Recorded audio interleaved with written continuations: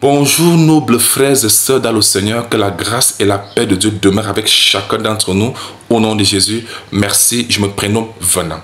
C'est avec Dieu m'ont posé sur le cœur que j'aimerais effectuer ce partage de la parole de Dieu sur un sujet particulièrement intéressant. Il s'agit de quoi? Il s'agit de la prière de notre Père qui est aux cieux, que ton nom soit sanctifié, que ton règne vienne, ce qu'on appelle généralement l'oraison dominicale. Nous allons voir cette prière-là aujourd'hui à la lumière de la parole de Dieu. Amen. Il y a trois choses que la même parole de Dieu déclare au sujet de cette prière et que beaucoup ignorent. Et je vais vous le prouver aujourd'hui. Premièrement, cette prière n'était pas la prière de Jésus lui-même, encore moins une prescription de la prière aux disciples de Jésus ou bien aux enfants de Dieu. Non, non, non, non, non. C'est plutôt une réponse à une demande, à une question qui a été posée à Jésus. Je vais vous le démontrer tout à l'heure dans la même Bible. Voilà pourquoi ce n'est pas bien de vous accrocher sur un seul verset et vous arrêter. Non, il faut connaître, il faut avoir tous les détails de ce sujet-là, du début jusqu'à la fin, avant de poser un jugement, avant de prendre position. Vous comprenez? Parce que si vous limitez seulement à un point, sans connaître le début et la fin, c'est la confusion totale. Deuxième déclaration que j'aimerais vous donner également, c'est que cette prière que Jésus avait enseignée là, que je viens de dire que c'était plutôt Jean-Baptiste qui avait enseigné cette prière là. Et Jésus-Christ a tout simplement répété comme une réponse à une question qui lui avait été posée.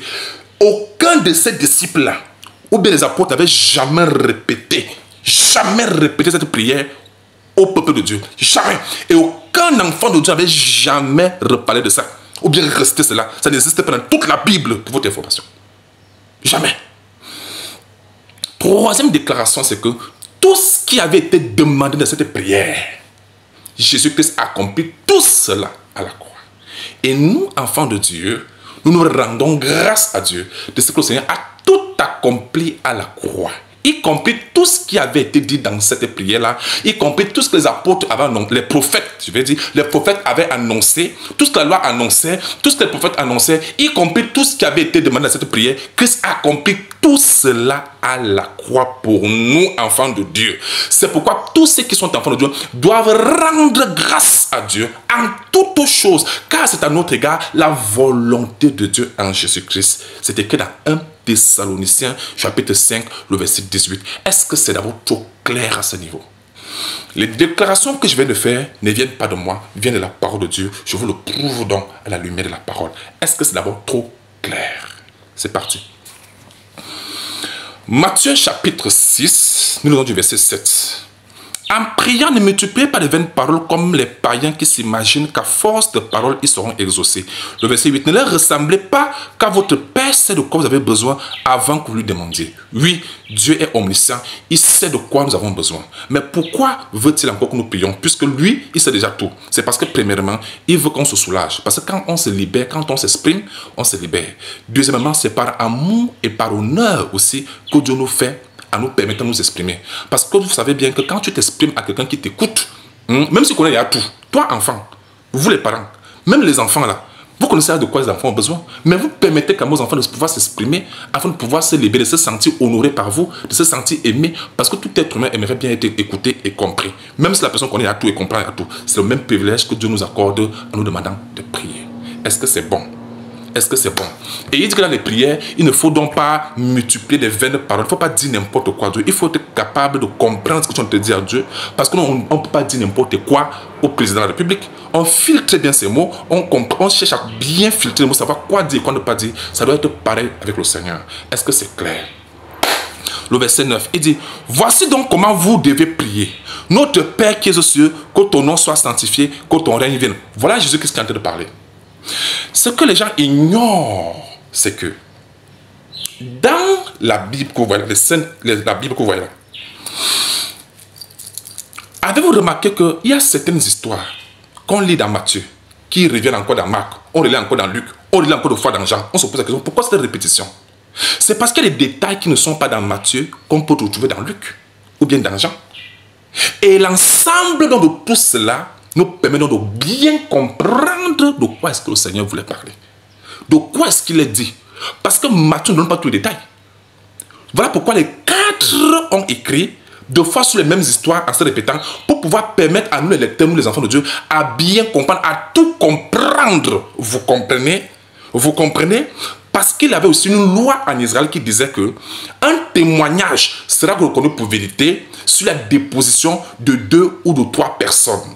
Voyez-vous, quand 2 ou 3 personnes témoignent sur quelque chose qu'ils ont même vu, sachez donc que cela sera reconnu pour vérité. C'est une loi en Israël. C'est pourquoi nous avons les 4 évangélistes. Il y a Matthieu, il y a Marc, il y a Luc, il y a Jean qui ont écrit toujours sur Jésus pour confirmer que c'était bel et bien établi. Ce verset-là est écrit où? C'est écrit dans Deutéronome 19, le verset 15 et Jean chapitre 8. Amen. Vous allez voir que c'était justement une loi en Israël. Vous comprenez? C'est pourquoi il existe 4 évangélistes qui ont tous parlé de Jésus. Amen. Maintenant, je vous montre donc un exemple plus clair. Matthieu chapitre 1, dans la naissance de Jésus, on dit seulement au verset 18 que voici de quelle manière arriva la naissance de Jésus. Marie, sa mère, ayant été fiancée à Joseph, se trouva enceinte par la vertu du Saint-Esprit. Vous voyez que dans le récit de Matthieu, on ne montre pas comment est-ce que Marie se retrouve enceinte. On ne montre pas comment l'ange avait parlé à Marie jusqu'à saluer Marie. Matthieu ne parle pas de ça. On dit seulement qu'elle se trouva enceinte. Si vous voulez donc connaître le cadre, le contexte dans lequel elle s'est retrouvée enceinte, il faut donc aller lire le récit de qui? De Luc. Chapitre 1. Quand vous allez donc lire le chapitre, vous allez voir qu'elle n'a pas seulement commencé par se retrouver enceinte. Il y avait bel et bien un contexte dans lequel, il y avait bien un cadre, il y avait bel et bien un événement, des choses qui sont passées avant qu'elle ne se retrouve enceinte, que Luc a complété, alors que Matthieu n'avait pas parlé de ça. Voilà pourquoi, si vous limitez seulement dans le livre de Matthieu, vous ne saurez jamais que l'ange avait bel et bien parlé à Marie, avait rendu visite à Marie. Vous ne saurez jamais. Mais pour compléter cette connaissance-là, il faut lire Luc afin de bien comprendre. Parce que les 4 évangiles-là se complètent. C'est pourquoi on les appelle l'évangile synoptique. Ça veut dire que les 4 évangiles, les 4 évangiles qui nous permettent de bien comprendre ce qu'on ne peut pas comprendre, ce qu'on n'a pas, ce qui a été omis peut-être dans Matthieu, dans Luc et ceci, les 4. Est-ce que c'est trop clair? Très bien. Revenons donc dans notre contexte. Dans le livre de Matthieu, on parle seulement au verset 9, comment Jésus dit, voici comment vous devez prier, notre Père qui est sur, que ton nom soit sanctifié, et ainsi de suite. Mais est-ce que vous savez dans quel cadre cela avait été dit? Matthieu ne ressort pas le récit. Il ne dit pas ce que Dieu avait dit, ce qui est d'abord le cadre, le contexte dans lequel Jésus-Christ a commencé à parler de ça. Voilà pourquoi il faut aller dans le récit de Luc pour voir ce que c'est lui qui ressort le cadre. Comme il avait ressorti le cadre de la naissance de Jésus, de même il ressort le cadre par rapport à cette prière. Le contexte dans lequel Jésus-Christ se retrouvait en train de parler de cette affaire de prière. Lisons dans ce contexte-là. Luc chapitre 11, le verset 1. La Bible déclare: Jésus priait un jour à un certain lieu. Lorsqu'il eut achevé, un de ses disciples lui dit: Seigneur, enseigne-nous à prier comme Jean l'a enseigné à ses disciples.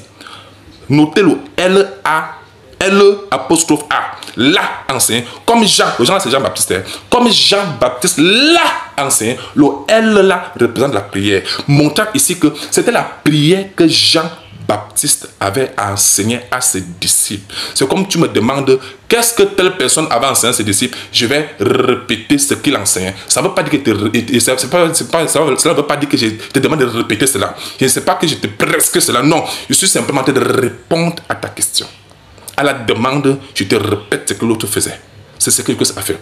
Voilà pourquoi la question avait été posée. La demande était: Seigneur, enseigne-nous à prier comme Jean l'a enseigné à ses disciples. Il a dit, au verset 2, c'est là que Jésus répond donc. Il dit: quand vous priez, dites: Père, que ton nom soit sanctifié, que ton règne vienne, donne-nous chaque jour notre pain quotidien. Vous voyez donc? Donc, voici un contexte que Matthieu n'avait pas ressorti. Vous voyez? Donc, montrant ici que quand Jésus-Christ parlait la prière, c'était par rapport à la demande qui lui avait été faite. Il a simplement répondu. Ce n'était pas une prescription pour tout enfant de Dieu. Et voilà la deuxième chose. Et je dois vous prouver, dans la même prière-là, cette prière-là ne peut pas être la prière de Jésus, encore moins la prière prescrite aux enfants de Dieu. Parce que ça ne donne pas du tout. Lisons encore même cette prière-là et voyons en Christ ce que ça donne. Amen. Trouvons-le. Matthieu chapitre 6, on revient. Nous lisons du verset 9. Voici donc comment vous devez prier. Il a déjà compris le contexte, que c'était la question, une demande, jusqu'à ça a répondu. Voilà donc, il dit, voici comment vous devez prier. Notre Père qui est aux cieux. Celui qui faisait cette prière, c'était bel et bien Jean-Baptiste. Amen. Que Jésus se répétait simplement. Et si vous ne croyez pas, vous allez comprendre donc, quand on va lire le verset là, quand on va lire la prière, on va examiner, vous allez voir que c'était pas vraiment Jésus. Et c'est une prière qui nous concerne les enfants de Dieu. C'est pour ceux qui ne sont pas encore en Christ et qui veulent venir en Christ. C'est à eux de faire cette prière là. C'est bon, c'est parti. Bien-aimé, il dit, notre Père qui est aux cieux.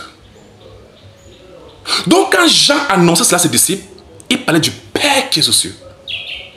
Mais dans la réalité, le Père là était bel et bien venu sur la terre en la personne de Jésus. Voilà pourquoi Jésus a dit dans Jean 14, le verset 8, quand les disciples ont posé la question, montre-nous le Père, cela ne suffit. Il dit, mais celui qui m'a vu a vu le Père. Il y a si longtemps que je suis avec vous, et vous ne m'avez pas connu, Philippe. Celui qui m'a vu a vu le Père. Donc le Père qui lui voyait au ciel, ne savait pas que le Père était bien au ciel, mais le Père était aussi venu sur la terre en la personne de Jésus, parce que Dieu est omniprésent. Vous comprenez, il est partout. Vous comprenez? Donc, dans cette prière, eux, ils avaient encore le regard fixé au ciel, alors qu'en Christ, le Père, non seulement était sur la terre par Christ, mais il est nous, enfants de Dieu, il est aussi en nous. Le Père est au ciel, il est aussi en nous. Le Père qui est en nous, Dieu est en nous. Parce que notre corps est au temple du Saint-Esprit, en recevant Jésus, nous sommes en Christ. Et le Père est en nous. C'est clair? Très bien. Il dit que ton nom soit sanctifié. Ce que les gens ne comprennent pas, c'est que, avez-vous remarqué que ce n'est pas écrit que ton nom est sanctifié? C'est écrit que ton nom soit sanctifié, que ton règne vienne, que ta volonté. Le que là, les gens ne prêtent pas attention à ce que là, alors que c'est là où se trouve tout le mystère. Que ton nom soit sanctifié, que ton règne vienne. Ça s'appelle en français, le temps conjugué, ça s'appelle en français le subjonctif présent. C'est quoi le subjonctif présent? C'est un temps qui est utilisé pour exprimer un souhait, un rêve. Voici ce que je souhaite, voici ce que je rêve, voici ce que j'aimerais voir. C'est pourquoi j'utilise le subjonctif présent. Donc il n'est pas dit que ton nom est sanctifié, non, que ton nom est sanctifié. Ça veut dire que celui qui fait cette prière, le Jean-Baptiste qui fait cette prière, souhaitait que le nom de Dieu soit sanctifié. Et je vous informe, Jésus-Christ a bel et bien sanctifié ce nom de Dieu sur la terre. C'est pourquoi il a vécu sans péché, comme un réel saint. Il a vécu en tant qu'un saint. Ainsi, le nom du Seigneur a été sanctifié sur la terre par Jésus-Christ à la croix. Amen. Voilà pourquoi la Bible dit qu'il est la sanctification de Dieu pour nous. Dans 1 Corinthiens 1, le verset 30. Bien-aimé, le souhait que Jean-Baptiste annonçait, que ton nom soit sanctifié, cela a été accompli par Christ. Christ est notre sanctification de Dieu pour nous. Avez-vous compris? Il le disait encore, je me sanctifie moi-même pour eux. Donc Christ a vécu sur la terre sans péché. Ainsi, le nom de Dieu a été sanctifié en Christ. Amen. Ça veut dire que cela a été accompli. Et nous nous rendons grâce à Dieu pour cela. Nous ne souhaitons plus cela, nous nous rendons plutôt grâce à Dieu pour cela. Est-ce que c'est trop clair? Que ton nom soit sanctifié, que ton règne vienne.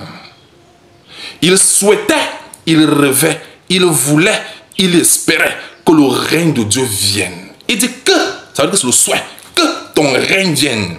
Bien-aimé, Jésus-Christ qui est le roi des rois, est bel et bien venu avec le règne de Dieu. Et cela est établi en nous. Il le disait encore dans Matthieu chapitre 12, le verset 28. Il dit que le royaume de Dieu est de vous, le règne de Dieu est de nous. Christ nous a apporté le règne de Dieu. Il est lui-même le roi. Il est venu sur la terre avec son règne. Établir son règne où? Dans nos vies, dans nos cœurs. Donc ce que Jean-Baptiste souhaitait, cela est accompli par Christ. Amen. Donc le règne de Dieu est bel et bien là. Celui qui dit que ton rêve est en train de souhaiter ce qui a déjà été accompli. Ça, c'est être hors sujet. Amen. Nous, enfants de Dieu, nous nous réjouissons du fait que le règne de Dieu est déjà à nous. Amen. Christ a établi son règne par son esprit. Est-ce que c'est tout clair? Il dit que ta volonté soit faite sur la terre comme au ciel. La volonté de Dieu, c'était que les hommes soient sauvés par le sacrifice de Christ, qu'ils deviennent les enfants de Dieu et qu'ils servent pour la gloire de Dieu. La volonté de Dieu, c'est que Dieu vive en nous, habite en nous. Mais pour que cela s'accomplisse, il a fallu que le sacrifice soit d'abord coulé, le sang soit coulé d'abord la croix, n'est-ce pas? Que les hommes soient d'abord sauvés et que par la foi en Jésus-Christ, que nous devenions ses enfants. Il habite en nous, il marche en nous, il vit en nous. Et nous devenons aussi son peuple servant pour sa gloire. C'était ça la volonté de Dieu. Question. Est-ce que cette volonté a été accomplie? Bien sûr. La volonté a été accomplie par Christ. Donc, ce que Jean-Baptiste souhaitait, Christ l'a encore accompli. Christ a dit tout est accompli. Il est l'accomplissement de tout ce que les prophètes annonçaient, tout ce que les hommes souhaitaient, y compris Jean-Baptiste. Et à tous ceux-là qui souhaitent aujourd'hui, sachez que cela a été accompli par Christ. Prenons simplement conscience. Ne souhaitons pas ce qui a déjà été accompli. Est-ce que c'est tout clair? C'est être hors sujet. Donc, voici donc la volonté de Dieu qui a été faite sur la terre comme au ciel, comme Dieu avait voulu. Vous pouvez lire ça dans Ephésiens chapitre 1 du verset 8 au verset 14. Tout cela est bien écrit là-bas. Vous allez voir comment cette volonté-là a été accomplie en Christ. Très bien. Il dit que ton règne vienne, que ta volonté soit faite sur la terre comme au ciel. Verset 11. Donne-nous aujourd'hui notre pain quotidien. Le pain là n'est pas la nourriture. Parce que pour avoir la nourriture, on n'a pas besoin de prier, il faut seulement travailler. Même la Bible dit que celui qui ne travaille pas ne mange pas. Montrant ici que pour la faire de nourriture, c'est seulement de travailler. Tu auras ta nourriture sans problème. C'est clair? Ça ne peut pas être le pain de la boulangerie ou le pain cuisiné les cuisines. Ce n'est pas de ce pain là dont Dieu parle. Ici, le pain là, c'est Christ qui est le pain de vie. C'est écrit où? Jean, chapitre 6, verset 51. Jésus est le pain dont on mentionne ici.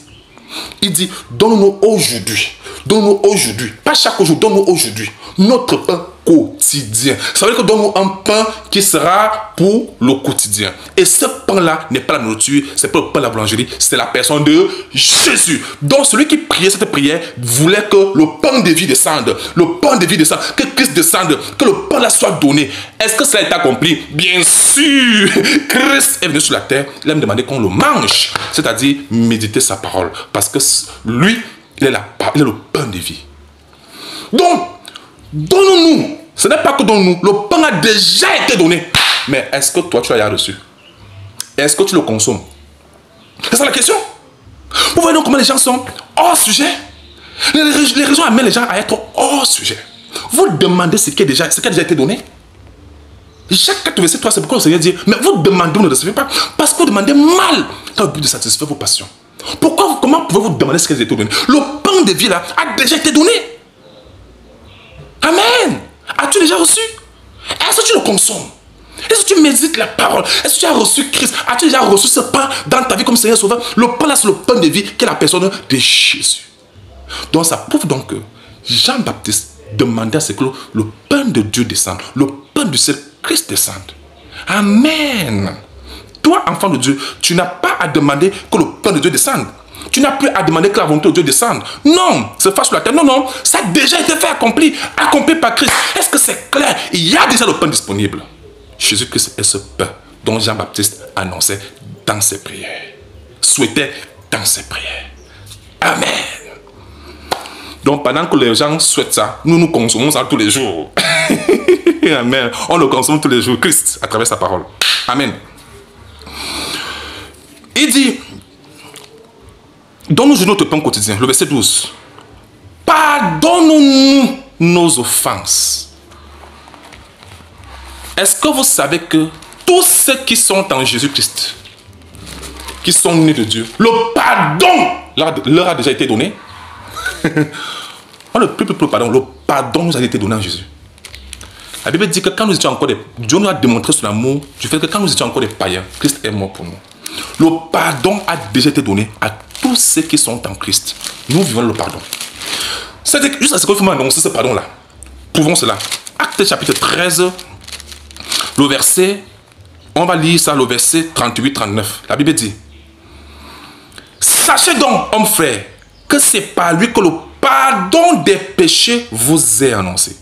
Parce que le pardon est déjà là. Christ est notre pardon. Le sacrifice de Christ à la croix, c'est ça notre pardon. As-tu déjà reçu ce pardon? Il dit, sachez donc, hommes frères, que c'est par lui, ça dit par Christ, que le pardon des péchés vous est annoncé. Et que quiconque croit est justifié par lui de toutes les choses dont vous ne pouviez être justifiés par la loi de Moïse. Mais bien aimés, nous qui sommes en Christ, nous avons reçu le pardon de Dieu à cause du sacrifice de Christ. Et parce que nous avons reçu le pardon de Dieu, nous pardonnons aussi aux autres. Donc, cette demande aussi encore avait été accomplie par Christ. Nous vivons dans ça. On ne souhaite plus cela. Nous vivons dans ça. Nous remercions Dieu pour cela. Est-ce que c'est trop clair? Très bien. Il dit, il dit, ne nous induis pas en tentation. En Christ, il n'y a pas de tentation. C'est vrai, il peut y avoir des épreuves pour nous perfectionner, mais il n'y a pas de tentation. Jacques 1, le verset 13 est clair. Que personne, lorsqu'il est tenté, ne dise c'est Dieu qui me tente. Car Dieu ne peut être tenté par le mal, il ne tente même personne. Chacun est tenté lorsqu'il a tiré et amoncé par sa propre convoitise. Ça, c'est Jacques chapitre 1, le verset 13 et 14. Montrant ici qu'en Christ, il n'y a pas de tentation. Soyons rassurons Jésus. Amen. Amen. Très bien. Il dit, mais délivre-nous du malheur. Faites attention avec ce verset-ci. Mais délivre-nous du malheur. Le malheur là, c'est le diable. Est-ce que vous savez que tous ceux qui sont en Jésus ont déjà été délivrés du diable? Christ a livré Satan publiquement spectacle. Il a dépouillé des dominations de puissance. Colossiens 2, 14, 15. Colossiens 2, 14, 15. Hébreux 2, 14, 15 aussi. Jésus-Christ a détruit le diable. Nous sommes délivrés de l'ennemi. Le diable n'a plus de pouvoir sur nous. Amen. Je vous ai donné le pouvoir de marcher sur ces serpents, sur les scorpions, sur toute la puissance de l'ennemi, et il ne pourra vous nuire. Luc 2, 19. En Christ, nous avons déjà été délivrés. Colossiens 1, 12, 13. Délivrés des ténèbres, délivrés du diable. Nous sommes bien passés de la puissance du diable à la puissance de Dieu. Enfant de Dieu, tu es déjà délivré en Jésus-Christ. Satan n'a plus de pouvoir sur toi. Donc, tous ceux qui faisaient cette prière étaient en train de reconnaître qu'ils étaient encore sous la puissance du diable et ils avaient besoin de la délivrance. Ça ne regarde plus les enfants de Dieu. Ça regarde ceux qui ne le sont pas encore. Donc, si vous voyez un leader religieux, que ce soit qui fait cette prière, il est dans l'erreur parce qu'il souhaite des choses qui ont déjà été accomplies par Christ et dont nous devons rendre grâce. Amen. Nous, enfants de Dieu. Et notez ici que ça, c'était quelque chose qui avait été dit avant que Jésus-Christ ne monte à la croix. Vous comprenez? Donc maintenant, quand Christ est monté à la croix, il a dit, tout est accompli, y compris toutes ces prières et tout ce que les prophètes et la loi avaient annoncé, tout cela avait été accompli par Jésus. Nous qui sommes en Jésus, Christ a tout accompli pour nous. Que devons-nous donc faire? Nous devons rendre grâce tous les jours. Amen. C'est ça que Dieu attend de nous, enfants de Dieu. Bien-aimés, n'oublions pas, les adorateurs que le Père demande, dans Jean 4, verset 23, c'est ceux qui adorent Dieu en esprit et en vérité. C'est qui rendent grâce à Dieu. Amen. 1 Thessaloniciens chapitre 5, le verset 16 à 18 dit, soyez toujours joyeux. Soyez toujours joyeux. Rendez grâce. Priez sans cesse. Il dit rendez grâce en toutes choses. Car c'est à votre égard la volonté de Dieu Jésus-Christ. Donc la volonté de Dieu pour nous, les enfants de Dieu, c'est de pouvoir rendre grâce. Amen. Et annoncer cela aux autres. Amen. Vivre pour la gloire de Dieu. En rendant grâce à Dieu pour tout ce que Christ a fait pour nous. Et nous devons aussi annoncer cela aux autres. C'est ça que Dieu attend de nous. Amen. Dieu n'attend plus les pleurnicheurs. Ou bien de ceux qui pleurent. Dieu veut ceux qui rendent grâce. Qui sont conscients de ce que Christ a fait pour nous à la croix. Amen. Ce que vous devez donc comprendre en conclusion, c'est que cette prière de notre Père qui est aux cieux, du début jusqu'à sa fin, ce ne sont que des souhaits. Voilà pourquoi le que est utilisé, le subjonctif est utilisé, pour montrer que c'est un souhait, un rêve. Est-ce que cela est accompli? Oui. Christ a accompli cela et nous sommes les bénéficiaires de cela. Amen. Tous ceux qui prient encore cela sont dans l'erreur parce qu'ils souhaitent ce qui a déjà été accompli. Ils veulent que Dieu donne le pain, alors il y a le pain de vie. Ils prient que Dieu les délivre du diable, alors que nous avons été délivrés du diable. Ils prient que la volonté de Dieu se fasse, la volonté de Dieu a déjà été faite. Les gens demandent que le nom de Dieu soit sanctifié. Christ a sanctifié ce nom-là. Et Christ s'est sanctifié encore pour ce nom-là. Amen. Ils vont encore demander que ton règne vienne. Le règne de Dieu est déjà en nous, est déjà en nous, est déjà au milieu de nous, est déjà en nous. Amen. Ils vont encore demander ne nous induis pas en tentation. Christ ne le fait pas. La question c'est que tout ce qui a été demandé, Christ a tout accompli. Question, est-ce que toi tu as reçu cela? Ne souhaite plus ce qui est déjà accompli par Christ. Ne souhaite plus, reçois cela, dit Amen, je reçois et je rends grâce. Celui qui est en Christ, il est une nouvelle créature. Les choses anciennes sont passées. Voici, toutes choses sont nouvelles. C'est pourquoi aucun apôtre, aucun enfant de Dieu n'a jamais resté cette prière après. Parce qu'il savait que tout avait déjà été accompli. Amen. Enfant de Dieu, ne récite plus les souhaits des autres. C'est terminé. Laisse les païens le faire. Nous sommes enfants de Dieu, nous nous rendons grâce à Dieu. Est-ce que c'est clair? Voilà pourquoi les apôtres n'avaient jamais répété cette prière-là. Jamais! Et pourquoi on vous amène à répéter ça? Ça veut dire que vous induisez en erreur. Prenons conscience, vous connaîtrez la vérité vous affranchira. Amen.